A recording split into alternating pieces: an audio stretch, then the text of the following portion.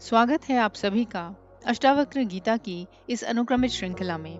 आज हम प्रकरण 11 के श्लोक 1 से 4 का अध्ययन करेंगे। पहले श्लोक का भाव है, जो व्यक्ति यह दृढ़ निश्चय कर लेता है कि संसार में जो कुछ भी उत्पन्न होता है, मिटता है या बदलता है, वह सब केवल स्वभाव से ही होता है, किसी के कर्तव्य से नहीं। वह व्यक्ति निर्विकार और निश्चिंत होकर सहज ही शांति और सुख को प्राप्त हो जाता है। यह श्लोक जीवन के सहज स्वरूप को पहचानने की कुंजी है। मनुष्य सदा इस भ्रांति में जीता है कि वह ही सबका करता है। मैंने यह किया, यह मेरे कारण हुआ, यह मेरे साथ क्यों हुआ, यही भावना बंधन का कारण बनती है। अष्टावक्र कहते हैं, जब मनुष्य यह देखता है कि संसार में सब कुछ अपने स्वभाव से होता है, तो उसका हृदय हल्का हो जाता है। जीवन में सुख दुख, जन्म मरण, प्राप्ति हानि, ये सब केवल प्रकृति की लहरें हैं। जैसे समुद्र में लहरें उठती है और मिट जाती है, वैसे ही जीवन में भी घटनाएं आती जाती रहती हैं। उनके लिए किसी कर्ता की आवश्यकता नहीं, वे स्वभाव से ही घटित होती हैं। सिर्फ ज्ञान से नहीं, बल्कि दृढ़ निश्चय से यह समझना आवश्यक है कि सब कुछ स्वाभाविक रूप से घटित होता है। जैसे अग्नि जलाती है, जल शीतल करता है, वायु चलती है, वैसे ही यह संसार अपने स्वभाव से चलता है। किसी के प्रयास या विरोध से इसमें परिवर्तन नहीं आता। जब यह निश्चय स्थिर हो जाता है, तो मन में मैं करता हूँ का अहंकार मिट जाता है। जो यह जान लेता है कि सब कुछ स्वभाव से हो रहा है, वह अपने भीतर निर्विकार हो जाता है। अब उसे कोई क्लेश नहीं रहता, न पश्चाताप, न चिंता, न भय। वह जानता है कि न कोई शत्रु है, न कोई दोषी, सब जीवन के स्वाभाविक प्रवाह का हिस्सा है। जब मन में विरोध और अपेक्षा समाप्त हो जाती है, तो मनुष्य बिना किसी प्रयास के शांत हो जाता है।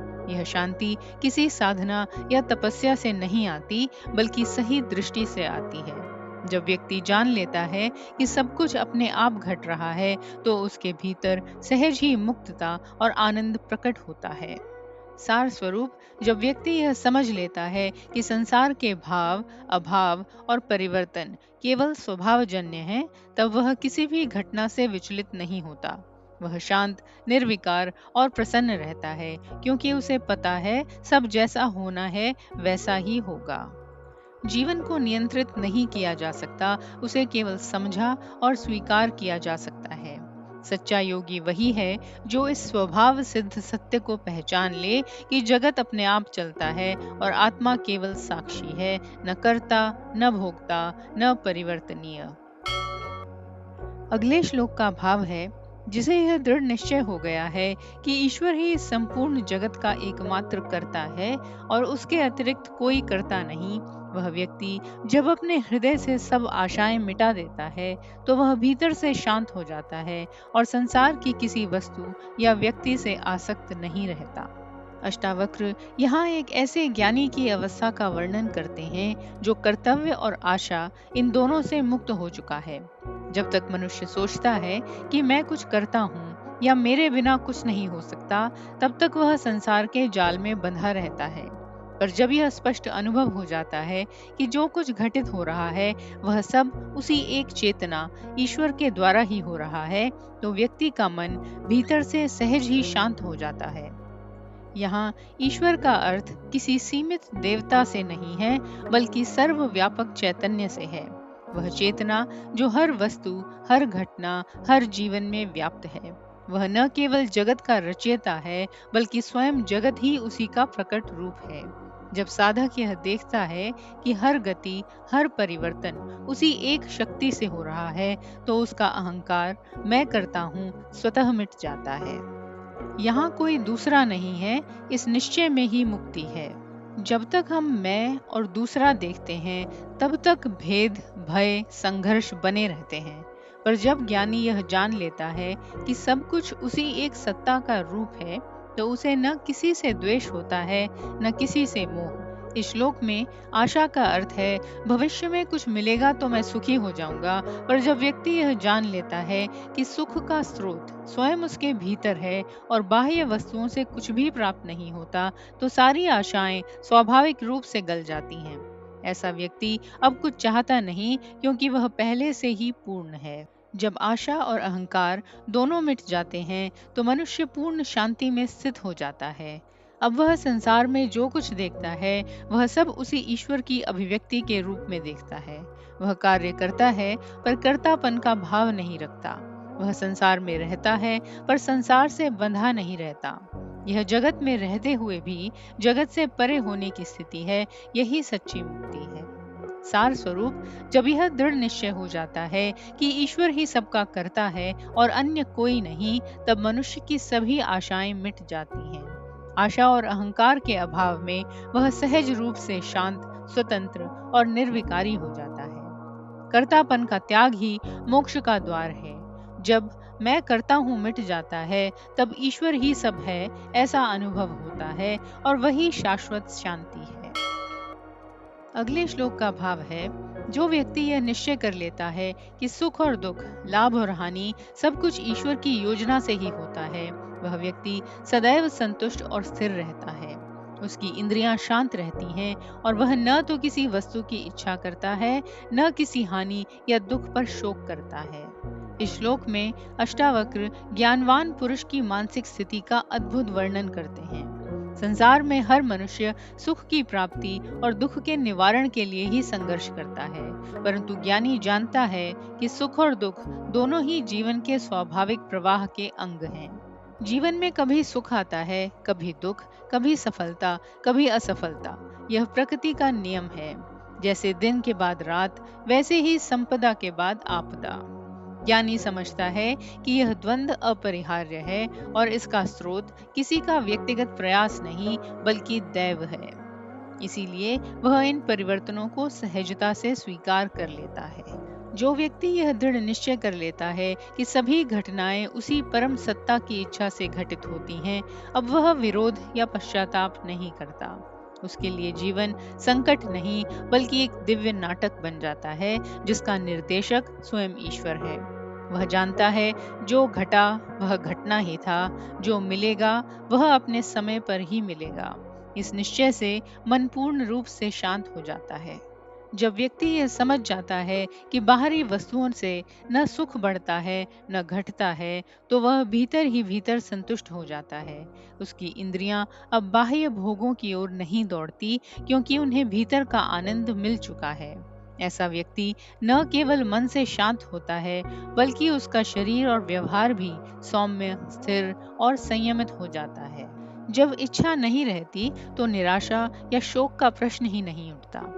इच्छा का अंत ही दुख का अंत है। ज्ञानी व्यक्ति अब किसी विशेष परिस्थिति से बंधा नहीं होता। उसके लिए सफलता या असफलता समान है, क्योंकि वह जानता है दोनों ही क्षणिक हैं और दोनों ही दैव के खेल हैं। सार स्वरूप, जो यह जान लेता है कि सुख दुख, हानि लाभ सब दैव या ईश्वर की इच्छा से होते हैं, वही सच्चा संतुष्ट और मुक्त पुरुष है। वह भीतर से शांत, स्थिर और पूर्ण होता है। उसे अब न किसी चीज की आकांक्षा रहती है, न किसी बात का शोक। जो कुछ घट रहा है, वह ईश्वर की योजना का भाग है। इसे स्वीकार कर लेने में ही शांति है। जब स्वीकार भाव जागता है, तब इच्छा और शोक दोनों समाप्त हो जाते हैं। अगले श्लोक का भाव है, जो व्यक्ति यह निश्चय कर लेता है कि सुख दुख, जन्म मृत्यु सब दैव की योजना से होते हैं, वह अपने जीवन में पूर्ण समता और सहजता से रहता है। वह कर्म करता हुआ भी भीतर से निर्लिप्त रहता है, क्योंकि उसकी दृष्टि सदैव साध्य आत्मा या परम सत्य पर स्थित हो जाती है। अष्टावक्र इस श्लोक में बताते हैं कि जब व्यक्ति जीवन के रहस्य को जान लेता है कि सब कुछ दैवाधीन है, मतलब ईश्वर की इच्छा से होता है, तब उसके लिए संसार के सुख दुख या जीवन मृत्यु का कोई भय या मोह नहीं रह जाता। ज्ञानी व्यक्ति यह समझता है कि सुख और दुख एक ही नाड़े के दो पहलू हैं। जिसे हम सुख कहते हैं, वही दुख की छाया में प्रकट होता है। इसी प्रकार जन्म और मृत्यु भी एक ही चक्र के दो सिरों की तरह हैं। वह जानता है कि सब कुछ दैव या ईश्वर की योजना का भाग है, इसीलिए वह किसी भी स्थिति में मानसिक हलचल नहीं होने देता। न तो सुख में फूलता है, न दुख में टूटता है। उसकी दृष्टि स्थिर रहती है, जो हुआ वह ठीक हुआ क्योंकि वह दैविक योजना से ही हुआ है। अष्टावक्र यहाँ एक सूक्ष्म संकेत देते हैं। साध्य यानी परम लक्ष्य का अर्थ है आत्म साक्षात्कार या मुक्ति। यानी व्यक्ति हर कार्य करते समय इसी अंतिम लक्ष्य को देखता है। वह जानता है कि सांसारिक कर्म केवल एक माध्यम है, अंतिम साध्य तो आत्मा का ज्ञान ही है। इसीलिए वह फल की इच्छा से नहीं, कर्तव्य की भावना से कार्य करता है। ज्ञानी व्यक्ति बाहर से कर्म करता हुआ दिखाई देता है, परंतु भीतर से वह पूरी तरह अकर्ता रहता है। उसका मन शांत, निर्मल और निष्प्रयास है। वह कर्म करता है, परंतु उसमें कोई मैं कर रहा हूं का भाव नहीं होता।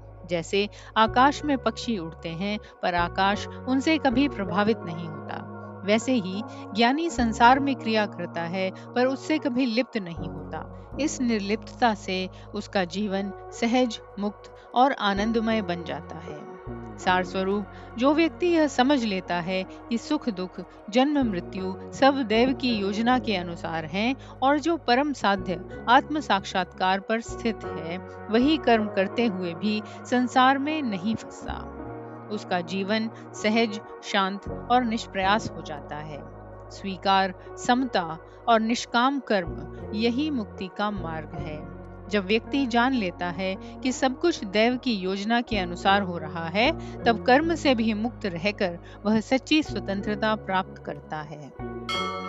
आप देख रहे हैं सुनो और सुनते ही रहो। हमारा चैनल प्राचीन ग्रंथों की गहन शिक्षाओं को सरल भाषा में आप तक पहुंचाने का एक प्रयास है। हमारे उत्साहवर्धन के लिए लाइक, शेयर, कमेंट और सब्सक्राइब जरूर करें। यदि आप इस मिशन में सहभागी बनना चाहते हैं तो चैनल ज्वाइन करें और इस यात्रा में हमारे साथ चलें।